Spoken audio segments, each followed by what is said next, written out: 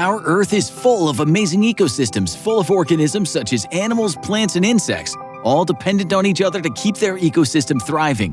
However, there are certain pesky organisms that provide nothing and only take from others in their ecosystem. These are known as parasites. It's estimated that parasites make up approximately 40% of all animal species. That's a lot of parasites. Some, such as head lice, can be quite common in humans, and although they're bothersome, they're easily treatable and pale in comparison to some of the deadliest and most horrific parasites out there. These scarier parasites can cause a number of life-threatening symptoms in humans, from stomach pain and digestive issues, brain inflammation, paralysis, and even death. One of the most horrific parasites out there is the screwworm. This diabolical parasite is not for the faint of heart.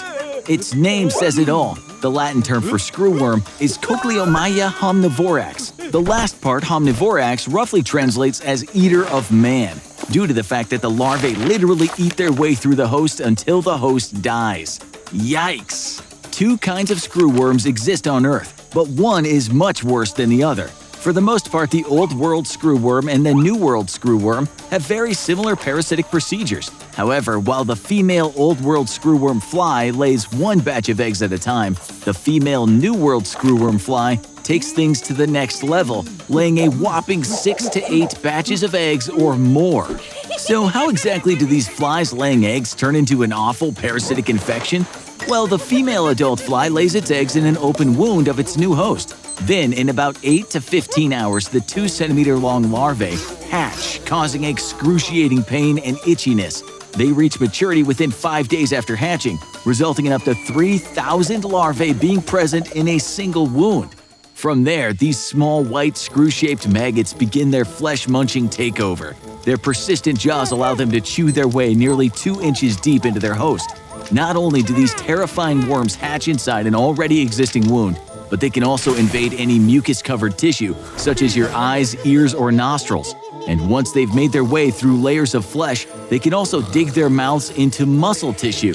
Their textured spines on their screw-shaped bodies anchor them into the tissue, making them very difficult to remove.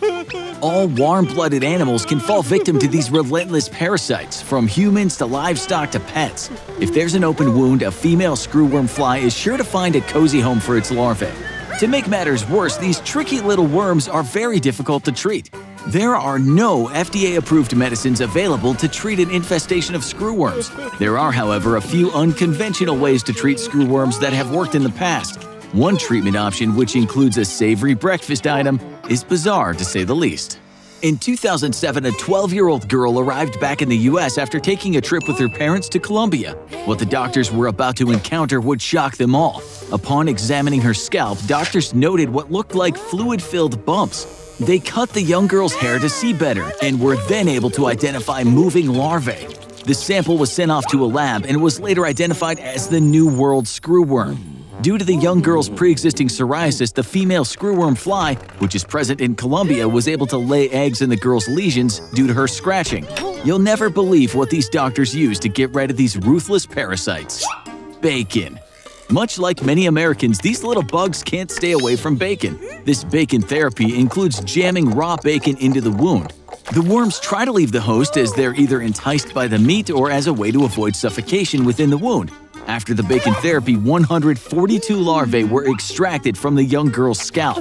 Located in the Western Hemisphere, the New World screwworm does most of its dirty work in Central and South America, although infestations have broken out in the United States, our last known outbreak being in the Florida Keys in 2016. So if you're traveling to Central and South America and get an open wound in any way, keep an eye out for the terrible screwworm fly, and at the very least always keep a healthy supply of raw bacon on hand, just in case. Now go hit that subscribe button for more fun, and don't forget to turn on notifications to be the first to hear about new episodes of Fuzzy and Nutz.